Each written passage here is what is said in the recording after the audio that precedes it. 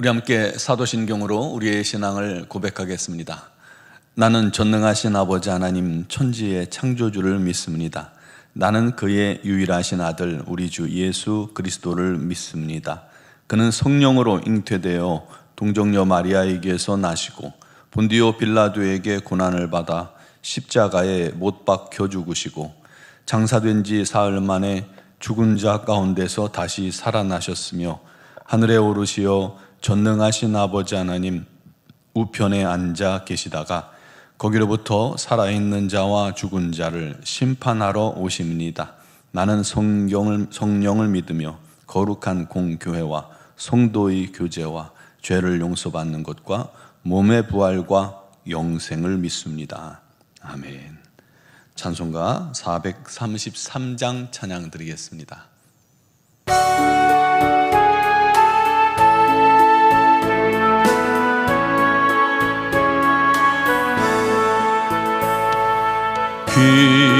귀하신 주여 날 붙드사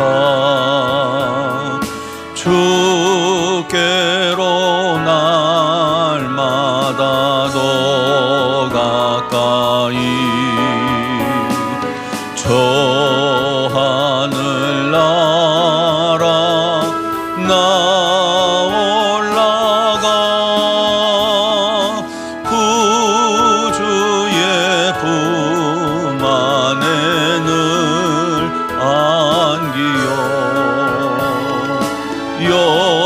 영생의 복 받기 원합니다. 봉헌할 물건 나 없어도 날마다 주께로 더 가까이 내 죄를 주께 다고하니 주님의 보혈로 날 씻으사 눈보다 더 이게 하옵소서. 간악한 마귀 날 꿰어도 주 예수 앞으로 더 가까이 이 세상 속한 그 허영심 또 추한 생각을 가버리니 정결한 마음 내게 늘 주소서. 이 세상 내가 살 동안에 주께로 날마다 더 가까이 저 배는 천국 나 들어가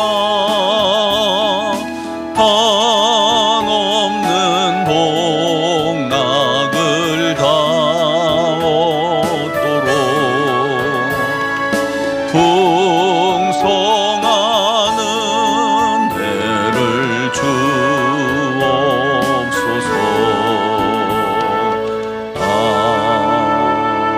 아멘. 오늘 주신 하나님 말씀은 사무엘상 3장 1절에서 14절 말씀입니다. 3장 1절에서 14절 말씀을 봉독하겠습니다. 아이 사무엘이 엘리 앞에서 여호와를 섬길 때에는 여호와의 말씀이 희귀하여 이상이 흔히 보이지 않았더라. 엘리의 눈이 점점 어두워가서 잘 보지 못하는 그때에 그가 자기 초소에 누웠고 하나님의 등불은 거기 꺼지지 아직 꺼지지 아니하였으며 사무엘은 하나님의 궤에 있는 여호와의 전안에 누웠더니 여호와께서 사무엘을 부르시는지라 그가 대답하되 내가 여기 있나이다 하고 엘리에게로 달려가서 이르되 당신이 나를 부르셨기로 내가 여기 있나이다 하니 그가 이르되 나는 부르지 아니하였으니 다시 누우라 하는지라. 그가 가서 누웠더니 여호와께서 다시 사무엘을 부르시는지라. 사무엘이 일어나 엘리에게로 가서 이르되 당신이 나를 부르셨기로 내가 여기 있나이다 하니 그가 대답하되 내 아들아 내가 부르지 아니하였으니 다시 누우라 하니라.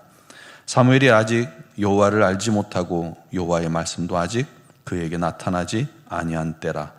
여호와께서 세 번째 사무엘을 부르시는지라. 그가 일어나 엘리에게로 가서 이르되 당신이 나를 부르셨기로 내가 여기 있나이다 하니 엘리가 여호와께서 이 아이를 부르신 줄을 깨닫고 엘리가 사무엘에게 이르되 가서 누웠다가 그가 너를 부르시거든 내가 말하기를 여호와여 말씀하옵소서 주의 종이 듣겠나이다 하라 하니 이에 사무엘이 가서 자기 처소에 누우니라.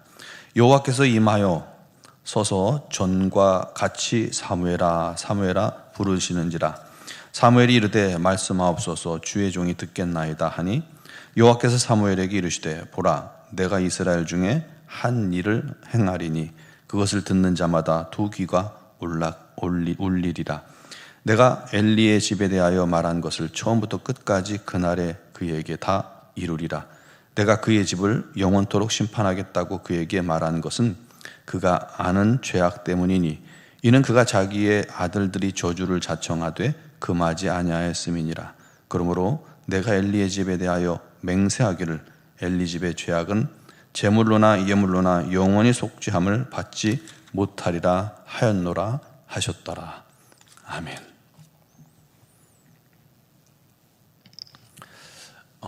우리가 잘 아는 일본 작가 엔도 슈샤쿠의 침묵 그 이야기를 잠깐 다시 한번 하고 넘어가겠습니다. 말씀을 시작하겠습니다.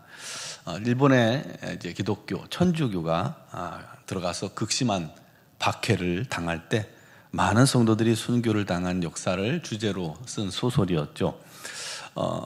박해자들은 성도들이 좋아하는 기독교인들이 좋아하는 십자가에서 죽으라면서 썰물 때 바다가 물이 빠졌을 때 바다 가운데 십자가를 세우고 성도들을 거기에 묶어 놓았습니다. 그리고 밀물이 되면 물이 차올라서 꼼짝없이 익사하도록 만든 것이죠. 반대로 언제라도 예수를 부인하고 배반하면 용서하겠다는 풀어주겠다는 조건이었죠. 그러나 성도들은 그런 유혹에도 불구하고 기꺼이 자기 생명을 내놓기까지 예수를 부인하지 않았습니다. 두 성도의 순교 현장에서 물은 차오르고 그들은 계속 하나님께 부르짖어 기도합니다. 이 모습을 지켜보던 선교사도 기도하다가 성도가 고통 속에 죽어가는 모습을 보며 이렇게 말했습니다. 하나님, 어찌하여 침묵하십니까? 어떻게 보면 이 선교사들을 회유하기 위해서 성도들을 그들 보는 앞에서 그렇게 죽게 만들었던 것입니다. 선교사들이 그 모습을 보다가 이렇게 돌아선 사람도 있었습니다. 하나님 어찌하여 침묵하십니까? 하면서 목 놓아 통곡합니다. 그때 그에게 하나님의 음성이 들렸습니다. 나는 침묵하는 것이 아니라 저들의 고통에 동참하는 것이다. 우리가 보기에는 침묵 같아도 하나님은 여전히 함께 하시며 함께 고통을 견디시고 계신다는 것입니다. 여러분, 하나님은 온 세상을 창조하신 분입니다. 창세기 1장 2절에 보니까 하나님의 영은 수면에 운행하시니라 말씀하신 것처럼 창조하실 때 하나님의 영은 온 땅에 충만하시고 또 온 땅에 운행하고 계셨습니다. 성령께서 마치 방송국에서 전파를 쫙 송출하면 전파가 온 땅을 감싸듯이 온 세상을 감싸고 어느 곳에나 어디에서나 임재하고 계신 겁니다. 그것을 운행하신다라고 표현한 겁니다. 그와 같이 하나님은 태초부터 마지막까지 모든 시간 속에 임재하시고 일하시고 함께 하십니다. 하나님께서 때로는 활발히 자기 자신을 계시하시고 드러내시고 기적과 능력을 베푸시고 또 적극적으로 구원하실 때도 있습니다. 그런가 하면 때로는 아무 말씀도 하지 않으실 뿐만 아니라 하나님의 역사도 하나님의 기적도 희귀할 때가 있습니다. 그때를 우리는 하나님의 침묵이라고 말하는 겁니다. 그런데 우리가 기억할 것은 하나님께서 일하시고 말씀하시고 역사하실 때도 당연히 하나님께서 우리와 함께 하시지만 하나님께서 침묵하시고 이상과 기적을 보이지 않고 아무 말씀도 하지 않는 것처럼 느낄 때도, 우리가 그렇게 느낄 때도 하나님은 여전히 우리와 함께 하시고 우리 가운데서 일을 하고 계신다는 것을 여러분 믿으시기 바랍니다. 그래서 하나님의 침묵조차도 하나님께서 일하시는 순간이라고 우리는 말하고 있고 또 그렇게 믿어야 합니다. 오늘 본문에 아이가 없어서 한이 맺혔던 한나의 간절한 기도에 하나님께서 아들 사무엘을 허락하셨죠. 그게 너무나도 감사해서 한나가 아이를 낳고 소원하기를 아이를 하나님께 드리되 평생을 드리겠다라고 소원합니다. 얼마나 사랑스럽고 얼마나 예쁘겠어요. 힘들게 얻은 자식인데. 하지만 한나는 하나님께 소원한 대로 이 아이를 젖될 무렵 하나님의 전에 갖다 맡깁니다. 그렇게 성전에서 성장한 사무엘이 12살 무렵쯤 되었을 때, 당시 12살이면 이제 성인으로 취급했기에 1절 말씀에 보면 사무엘은 엘리를 도와서 하나님의 전에서 섬기고 있었다는 것을 알 수가 있습니다. 그런데 그 당시 시대의 영적인 상황을 이렇게 표현하고 있습니다. 여호와의 말씀이 희귀하여 이상이 흔히 보이지 않았더라. 즉 하나님께서 침묵하고 계시던 시대였던 겁니다. 물론 하나님께서는 앞에서 말씀드렸다시피 침묵 속에서도 일하시고 계시고 역사하시지만 하나님의 침묵을 대하는 성도들에게는 영적으로 너무나도 힘들고 갈급한 시기가 되겠죠. 그런데 놀랍게도 하나님의 전 옆 봉사자의 숙소에서 잠을 자던 사무엘에게 우리 하나님께서 찾아오신 겁니다. 그리고 그 사무엘을 부르셨습니다. 사무엘아, 사무엘아. 자다가 그 소리를 들은 사무엘은 벌떡 일어나서 나이가 많은 엘리 제사장이 이 사무엘의 손에 의지해서 이제 성전을 섬겼기 때문에 자기를 부르는 줄 알고 득달같이 달려가서 부르셨습니까? 부르셨기에 내가 여기 왔습니다 라고 그렇게 이야기한 겁니다. 아니다, 내가 부르지 않았으니까 가서 자라. 두 번째도 똑같고 세 번째도 그렇습니다. 그러자 세 번째는 하나님의 이 부르심이 지금 사무엘에게 임했다는 것을 눈치를 챈 이 엘리 제사장이 그렇게 가르칩니다. 하나님께서 지금 이 아이를 부르시는구나 생각해서 또 부르시거든. 여호와여 말씀하소서 주의 종이 듣겠나이다 라고 얘기해라. 그래서 사무엘이 다시 자다가 하나님께서 그 앞에 서서 부르실 때에 똑같이 말합니다. 여호와여 말씀하소서 주의 종이 듣겠나이다. 그러자 하나님께서 엘리 제사장의 집에 대한 것을 말씀하여 주셨습니다. 사무엘을 향한 하나님의 부르심은 당시로서는 하나님께서 오랜 침묵을 깨고 새로운 시대로 이스라엘을 이끄시는 전환점이 된 부르심입니다. 새 시대를 연 거예요. 그래서 의미가 굉장히 큰 사건입니다. 물론 하나님께서 말씀하신 그 처음 말씀이 엘리 집안의 심판이었기에 안타깝지만 말이죠. 여러분, 우리가 기억할 것은 우리도 그 하나님의 음성, 하나님 말씀 듣기를 사모하고 기대하고 기다려야 한다는 것입니다.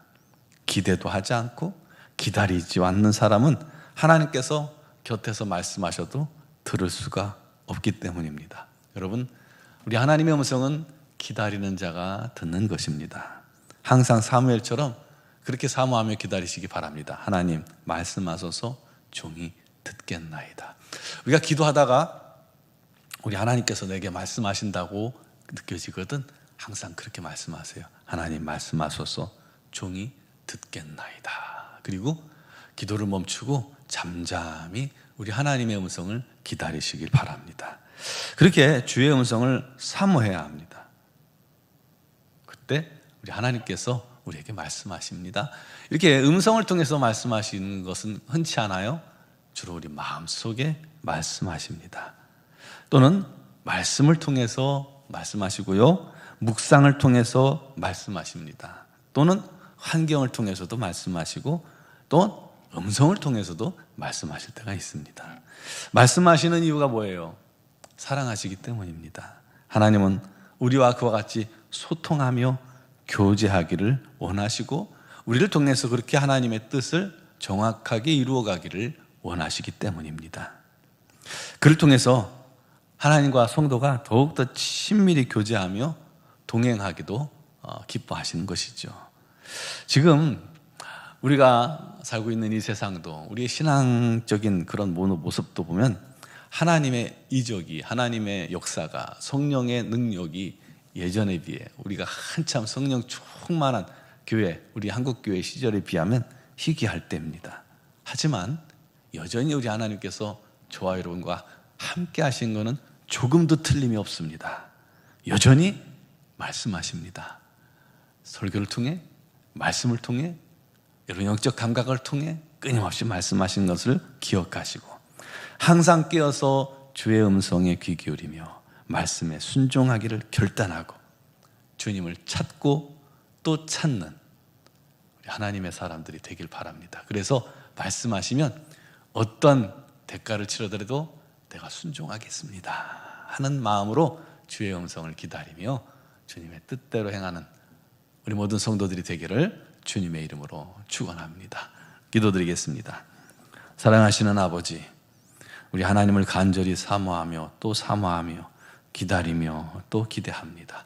우리 하나님께서 또한 우리에게 말씀하시고 또 말씀하셔서 우리로 우리 하나님의 뜻 안에 거하게 하시고 우리 하나님의 인도하심을 받게 하시고 우리 하나님의 역사로 말미암아 더욱더 우리의 믿음이 자라게 해주시고 우리의 삶에 우리 하나님의 뜻을 이루어가는 기쁨으로 충만하게 하여 주옵소서. 우리 노은종학교를 통하신 우리 하나님의 놀라운 뜻도 우리에게 깨닫게 하시고 말씀을 듣게 하셔서 우리 노은종학교가 더욱더 힘있게 우리 하나님께 영광 돌리며 우리 하나님의 뜻을 이루어가며 주의 복음의 귀한 도구가 되게 하여 주옵소서. 사랑하는 성도들을 우리 하나님께서 직접 친히 찾아오시고 만나주시고 역사하시고 말씀하셔서 삶 속에서 끊임없이 우리 하나님을 증거하며 주의 복음을 전하는 믿음의 지체들이 다 되게 하여 주옵소서. 오늘도 육신의 질고로 말미암아 어려움 당하며 주님께 눈물로 기도하는 지체들을 불쌍히 여기시고 우리 하나님 치유의 능력을 허락하여 주시옵소서.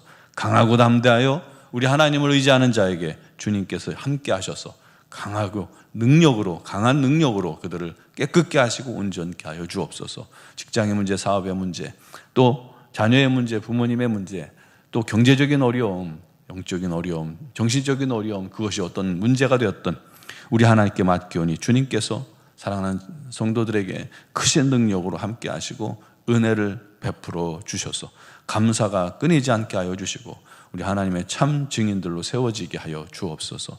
이 나라의 민족을 주님께서 기억하시고 산불로 말미암아 삶의 모든 터전을 잃고 고통당하는 자들을 주님께서 불쌍히 여기시고 친히 위로하시고 세임 주시고 또한 불타 없어진 모든 교회들도 우리 하나님 빨리 재건되게 하시며 성도들의 삶에도 우리 하나님의 은혜가 넘치도록 임하게 하여 주옵소서. 이 땅에 이제 2달 뒤에 대통령 선거가 있습니다. 우리 하나님의 풍성하고 놀라운 은혜로 아버지 하나님께서 찾으시고 우리 하나님께서 기뻐하시는 지도자가 세워져 분단된 이 민족이, 분리된 이 민족이 하나로 뭉치는 은혜가 있게 하여 주시옵소서. 하나님의 미얀마 땅에도 지진으로 많은 사람이 희생당하고 있고 또 여전히 어려움 가운데 있는 사람들이 많이 있사오니 우리 하나님께서 불쌍히 여기시고 그 땅에 회복의 은혜가 넘치게 하여 주옵소서. 선교사님들에게 주님께서 지혜와 명철과 능력을 더하시고 은혜를 더하셔서 주신 사명 잘 감당하며 복음을 전하게 하시고 또한 고통당하는 자들을 도울 때 우리 하나님께서 그 손길을 풍성케 하여 주시옵소서. 우리 박영훈 선교사님 복된 가정에도 우리 하나님의 놀라운 은총이 넘치게 하여 주옵소서. 오늘 이 새벽에도 주의 이름을 부르며 간구하고 기도하는 자들에게 우리 하나님께서 놀랍도록 함께 하시고 은혜 베푸시고 응답하여 주시며 영상을 통해 예배하는 모든 성도들에게도 우리 하나님 동일하게 축복하여 주옵소서. 감사하며 예수 그리스도의 이름으로 기도드리옵나이다. 아멘.